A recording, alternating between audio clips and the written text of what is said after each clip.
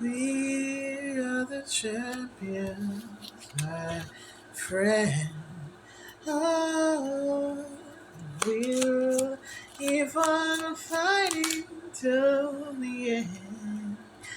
Whoa, we are the champions. We are the champions. No time for losers, 'cause we are the champions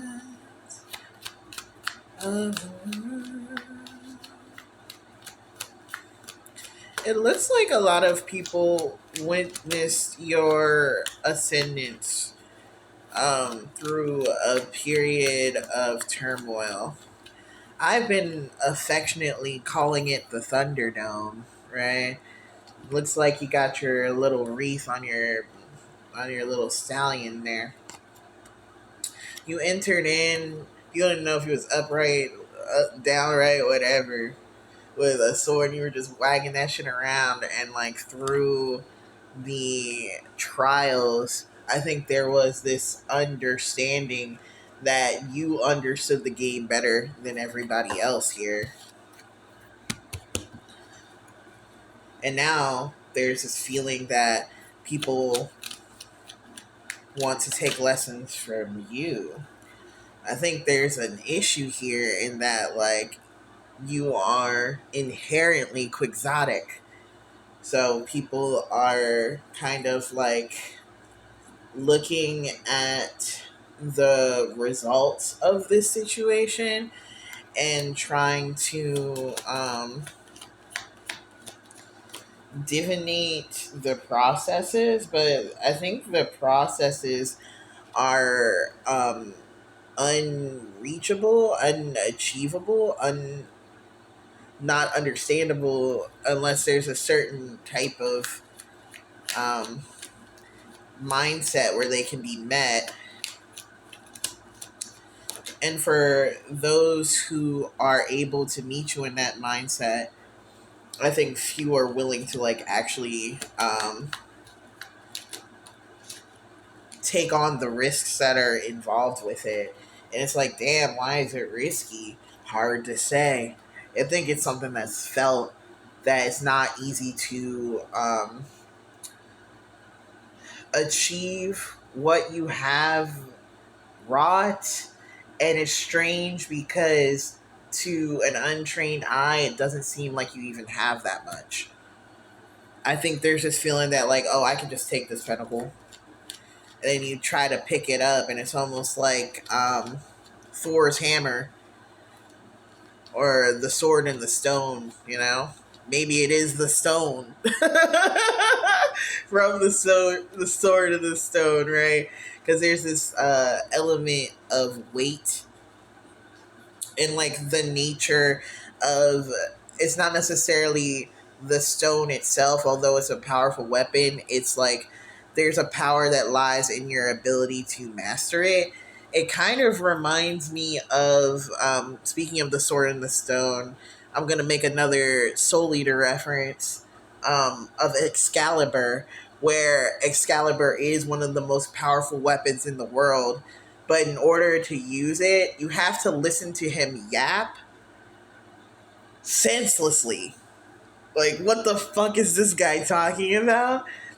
And then on top of that, there's like a million different specific rules. And for most people, they just go like, okay, weirdo, and then they leave. But one of the nerds, I forget his name. I think it was maybe Oxnard or something like that. It was a very minor character. Was willing to like submit to all of Excalibur's demand. He started whipping ass. And so there's almost like this strength of submission um, that not a lot of these big guys are willing to fuck with, because it would mean, or some might see it as like a retreat or an unwillingness to acknowledge power.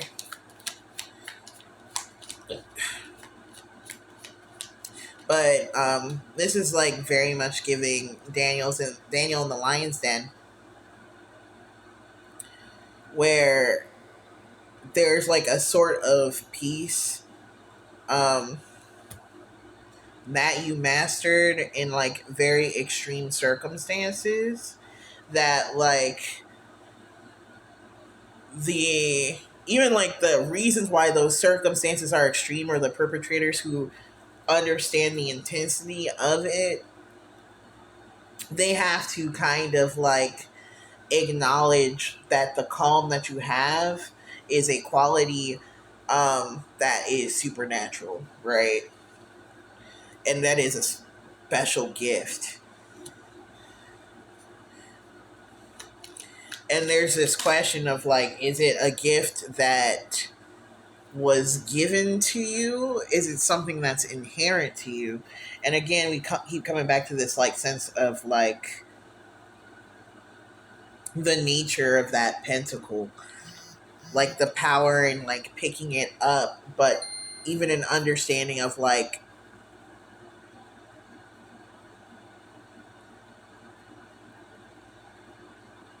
where did you develop the ability to hold this level of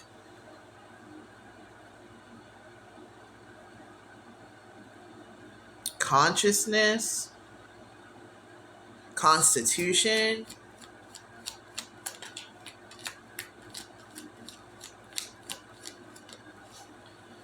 quiet.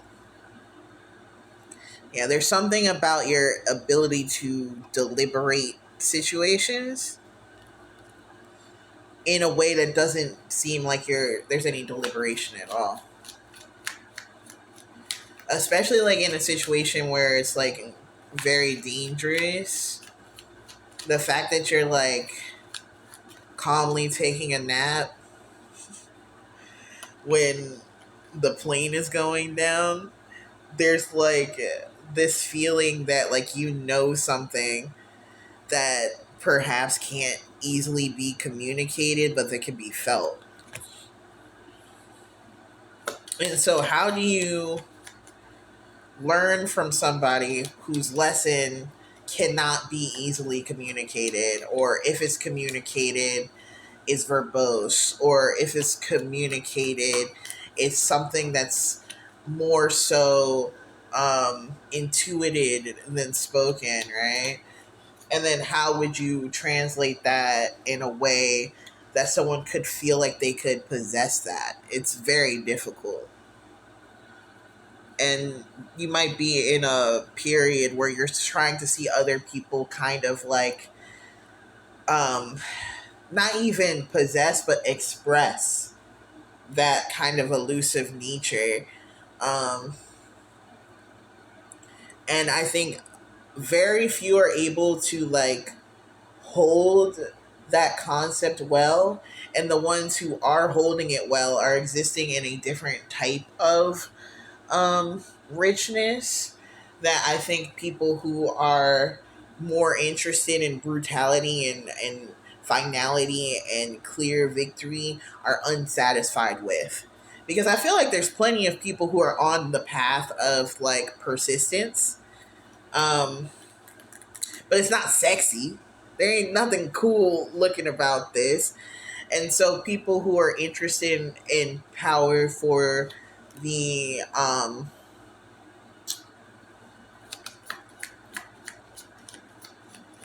for the like perspective that the powerless might have of them, who are looking for power to equate to like a sense of grandeur, they're unsatisfied by like how you move. But I think the real dissatisfaction is that they can't point to it, and their lack of their ability to quantify or quantitate or qualify why you won makes them feel like losers. Because there's an unwillingness to understand a subtle victory.